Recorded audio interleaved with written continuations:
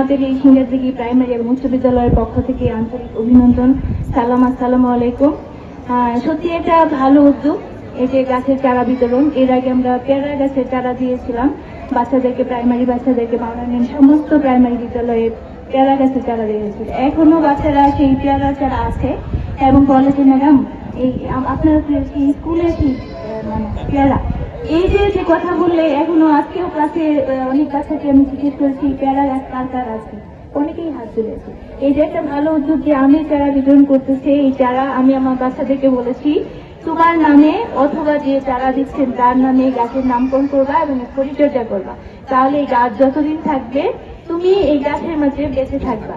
এটা আমি বাচ্চাদেরকে বলে দিয়েছি এবং যারা হাই স্কুলের শিক্ষার্থী রয়েছে তারাও এটা এইভাবেই তোমাকে মানে স্মরণ করে রাখার একটা বড় উদ্যোগ সেটা। তো আজকে এই যে গাছগুলা কাকা যখন দেওয়ার চেষ্টা করলাম এটা তো অনেক খরচের ব্যাপার। উনি প্রাইমারি স্কুলে যখন একটু ফোন দিলেন যে প্রাইমারি স্কুলকে একসাথে দিই, এবং খরচ অনেক বেড়ে যাবে। উনি বললেন যে খরচ, আমি বললাম খরচ তো অনেক বেড়ে যাবে গাছ দিলে, গাছ বলে না ঠিক আছে, কিন্তু তারপর খরচ বাড়বে, এটা একবারে দিচ্ছে, একটা গাছই দিচ্ছি বাবা, এটার জন্য আমার কোন ধরনের অন্য কোন প্রাপ্তির কোন আগ্রহ নাই। আমাকে এই কথাই বলছি, পাশে দাঁড়ানো আমার বলছি এটা নিয়ে। মাননীয় প্রধানমন্ত্রী, বাংলাদেশ গণপ্রজাতন্ত্রী বাংলাদেশ সরকারের প্রধানমন্ত্রী জনাব তারেক রহমান সারা বাংলাদেশে আগামী 5 বছরে 25 কোটি গাছ লাগাবে। তারই প্রেক্ষাপট অনুযায়ী আমি সারা বাংলাদেশের যতগুলি প্রাইমারি স্কুল আছে, হাই স্কুল আছে, প্রত্যেকটা স্কুলে প্রত্যেকটা ছাত্রদের মাধ্যমে এই সিঙ্গারদিঘি তথা মাওনাকে একটি সবুজ দেশ হিসাবে বা সবুজ হিসাবে রূপায়ণ করতে চাই। সেই সুবাদে আমি ছাত্রদের মধ্যে এটা দিয়ে সূচনা শুরু করতে চাই। এবং যে গাছগুলি আমি দিচ্ছি এই গাছগুলি হল আমরুপালি, অত্যন্ত ভালো মানের চারা। আমি চাই প্লিজ তোমরা কেউ কথা বলবে না, আমি চাই তোমরা এই গাছগুলি নিয়ে তোমাদের পছন্দ মতো জায়গায় লাগাবে এবং বেড়া দিবে এবং আগামী দিনে এর ফল পাবে। আমি শামীম মরল এই সিঙ্গারদিঘি নিয়ে অনেক স্বপ্নটা কেন হয়েছিল আজকে তোমাদেরকে জানতে হবে। আমি যখন ক্লাস 8 পর্যন্ত লেখাপড়া করি তখন কিন্তু এই স্কুল থেকে আমার চলে যেতে হয়েছিল পরীক্ষা দেওয়ার জন্য ভারতপা। তখন থেকে মনে একটা ফোন করেছিল যদি আল্লাহ কোনদিন আমাকে সময় দেয় তাহলে এই সিঙ্গারদিঘি স্কুল মঞ্জুর আনতে হবে। সেই সুবাদে সিঙ্গারদিঘি স্কুল মঞ্জুরি এনে দেওয়ার পর আজকে সিঙ্গারদিঘি স্কুল প্রতিষ্ঠিত স্কুল হিসেবে দাঁড়িয়েছে। দীর্ঘ কষাঘাতের ভিতর দিয়েও আজকে আমি যাকে হুজ্জাতুল ইসলাম পলাশ আমার সন্তানের মতো যাকে আমি ভালোবাসি, তার মাধ্যমে সিঙ্গারদিঘি একটি নতুন প্রস্ফুটিত অবস্থান তৈরি হয়েছে। আগামী দিন এই পলাশকে নিয়ে আমরা এই সুন্দর করে এই সিঙ্গারদিঘিতে শ্রী বর্জন করব। আমি এই গাছ রোপণের মধ্যে শুরু করছি, আর শিক্ষার মানটা শুরু করবে আমাদের সিঙ্গারদিঘি স্কুলের প্রাইমারি স্কুল এবং হাই স্কুলের শিক্ষক মন্ডলীগণ।